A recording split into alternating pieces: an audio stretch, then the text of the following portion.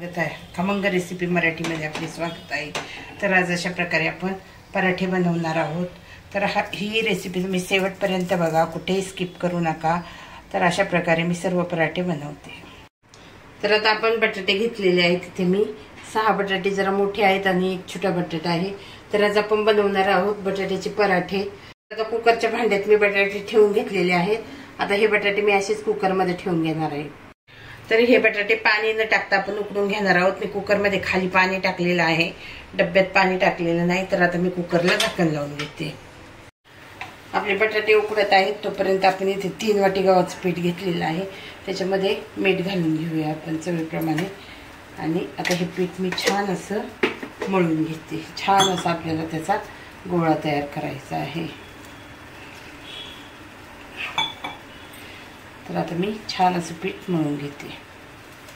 तर आपलं पीठ छान असं मळून झालेलं आहे। आता आपण सारणासाठी मिरची वाटून घेऊया। तर आता इथे मी 9 ते 10 हिरव्या मिरच्या घेतलेल्या आहेत, जरा तिखट आहेत। लसूण पाकळ्या घेतलेल्या आहेत 6-7, थोडासा आल्याचा तुकडा घेतलेला आहे, मीठ घेतलेलं आहे। हे मी मिक्सरला छान असं वाटून घेते। आपला कुकरही झालेला आहे, तर तो थंड होत आहे तोपर्यंत आपण मसाला वाटून घेऊ। तर आपलं पीठ मळून आणि मसाला वाटून झालेला आहे। मसाला म्हणजे हिरवी मिरची लसूण वाटून झालेला आहे। आता बटाटे ही आपले थंड झालेले आहेत।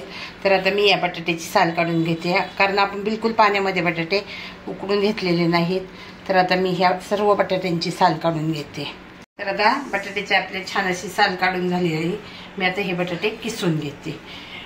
किसून काय घ्यायचे आहेत बटाटे, कारण काय आहे, हाताने जर आपण स्मॅश केले तर त्याच्यामध्ये तुकडे राहण्याची शक्यता असते आणि बटाट्याचे तुकडे राहिले की पराठा करताना ते फुटण्याची पराठा शक्यता असते, म्हणून आपल्याला किसून घ्यायचं आहे। तर आता मी सर्व बटाटे किसून घेते अशा पद्धतीने। तर आता आपला बटाटा किसून झालेला आहे छान असा। आता आपली मिरची वाटून झालेली आहे, कोथिंबीर बारीक कापून घेतलेली आहे। तर आता आपण फोडणी देऊन घेऊया। तर आता गॅसवर कढई तापत ठेवलेली आहे मी, त्याच्यामध्ये मी थोडंसं तेल टाकून घेणार आहे। तेल छान गरम झालं की आपल्याला जी वाटून मिरची घेतलेली आहे ती मिरची टाकून घ्यायची। तर आता आपण मिरची टाकून घेऊया। आपण मिरची छान अशी फ्राय करून घेऊया। तर आता आपण हळद घालून घेऊया त्याच्यामध्ये। हळदीमुळे काय तो छान रंग येतो। आणि जो उकडलेला बटाटा आहे तो घालून घेऊया। आपलं मीठ वगैरे सगळं घातलेलं आहे त्याच्यामध्ये। आता उकडलेला बटाटा आपण घालून घेऊया। आता एकदम छान असं आपण मिक्स करून घेऊया। आता आपण याच्यामध्ये कोथिंबीर घालून घेऊया आणि परत एकदा छान असं मिक्स करून घेऊया। कोथिंबीर मस्त अशी मिक्स करू। आपण काही झालेलं बटाट्यात पाणी घातलेलं नाही आहे, त्याच्यामुळे आपला बटाटा छान असा उकडलेला आहे, बिलकुल त्याच्यामध्ये पाणी राहिलेलं नाही।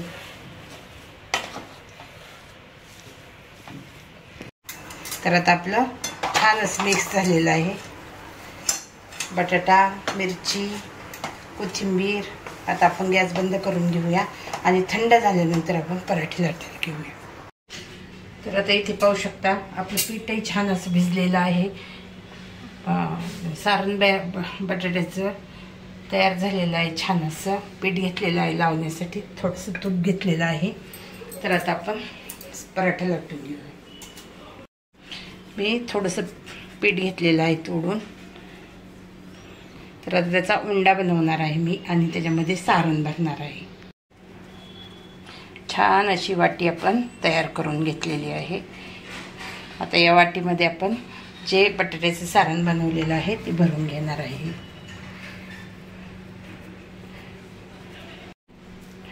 तर आता आपण हे या वाटीमध्ये घालून घेऊया व्यवस्थित असं। आणि आपण जी वाटी बनवलेली आहे ती वाटी व्यवस्थित अशी बंद करून घेऊया। तर आपली वाटी छान अशी बंद झालेली आहे, तुम्ही पाहू शकता। तर आता आपण पिठामध्ये बुडवून घेऊया, कोरड्या पिठामध्ये।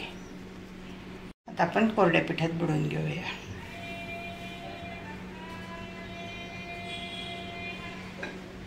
इथे पोळपाट घेतलं आहे, त्याच्यावर ठेवलं आहे। तर आता आपण व्यवस्थित हलक्या हाताने लाटून घेऊया पराठा। तर आपल्याला हलक्या हाताने पराठा लाटून घ्यायचा आहे. पोटभरीचा नाश्त्याचा प्रकार आहे हा. तुम्ही कुठं पिकनिकला वगैरे जायचं असेल तरी तुम्ही हा पराठा बनवून देऊ शकता टिफिनमध्ये. तर आता आपण पलटून घेतलेला आहे. ते पलटून घेतल्यानंतर आपण हलक्या हाताने पराठा लाटून घ्यायचा आहे. त्याच्यावर थोडंसं पीठ घालून घेतलेलं आहे मी, म्हणजे काय होतं तुमचा पराठा शक्यतो फुटत नाही. तर आता मी पूर्ण पराठा लाटते. तर आता आपण हा पराठा तव्यावर टाकून घेऊया. तर आता इथे मी तवा ठेवलेला आहे गरम करायला. गरम झालेला आहे तवा छान. आता पराठा टाकून घेऊया. तर गॅसची फ्लेम आपल्याला पूर्णपणे वाढवायची आहे. तोपर्यंत आता आपण दुसरा गोळा तोडून घेऊया आणि त्याची वाटी करून सारण भरून घेऊया. आता हा पराठा आपण उलटून घेऊया. छान असं पराठा आपला भाजत आहे. तोपर्यंत आपण दुसरा पराठा लाटून घेऊया. छान असा आपण उंडा भरलेला आहे, त्याच्यामध्ये सारण भरलेलं आहे. तर आता आपण लाटून घेऊया. पलटून घेऊया आपण. तर आता आपण तूप लावून घेऊया पराठ्याला.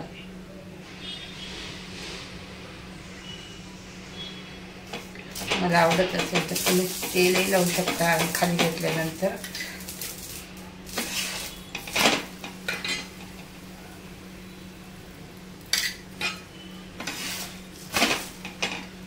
तर आपला छान असा पराठा तयार झालेला आहे.